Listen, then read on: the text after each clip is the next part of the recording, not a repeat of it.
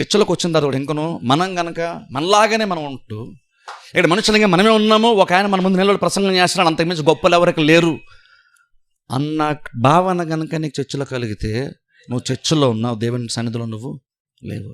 దేవుని సన్నిధిలో ఉంటే నీకు చాలా భయభక్తులు ఆటోమేటిక్గా వచ్చేస్తుంది. దేవుని సన్నిధి లేదనుకో, అప్పుడు బహుశా నువ్వు తగ్గించుకుని నువ్వు ప్రయత్నం చేయాలి. కానీ దేవుని సన్నిధిలో అయితే నువ్వు తగ్గించుకోవాల్సిన అవసరం లేదు, నువ్వు తగ్గించబడతావు ఆటోమేటిక్గా. యెషయా తగ్గించబడ్డాడు. యెషయాని ఇప్పుడు తగ్గించుకుంటాను దేవుని దగ్గర అని అనుకోలేదు. యాకోబు నేను దేవుడి సన్నిధిలో అక్కడ తగ్గించుకుంటాను అనుకోలేదు. దేవుని సన్నిధిలో కనుక ఉంటే నువ్వు తగ్గించిన అవసరం లేదు, నువ్వు తగ్గిపోతావు.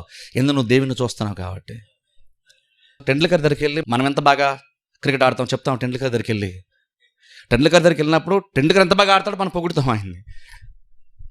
ఆయన ప్రత్యేకతను మనం గొప్పగా పొగుడుతాం. కానీ మనం ఆడిన గల్లీ క్రికెట్లో మనం ఆడింది, నేను ఎంత బాగా చిన్నప్పుడు ఆడాను, నేను 6లు కొట్టాను టెండూల్కర్ దగ్గర మనం చెప్తామా? నోరు రాదు మనకి. కానీ అదే మళ్ళీ మన ఊర్లో మనలాంటి దగ్గరికి వచ్చాను అప్పుడు చెప్తాను, నేను ఒకప్పుడు ఆడేవాడిని అని చెప్తాను మనం. కానీ టెండూల్కర్ దగ్గరికి వెళ్ళి అలా ఆడాలనిపించదు. ఆటోమేటిక్గా ఆయన సాధించిన గొప్పతనం ముందు మనకు తెలిసిపోద్ది మనం పెద్ద ఏం కాదని. అందుకే అక్కడికి వెళ్ళినప్పుడు మాట్లాడితే క్రికెట్ కోసం ఆడితే ఆయన ఆడిన క్రికెట్ కోసం మాట్లాడతాం, కానీ మనం చిన్నప్పుడు ఆడిన క్రికెట్ కోసం మనం మాట్లాడడం.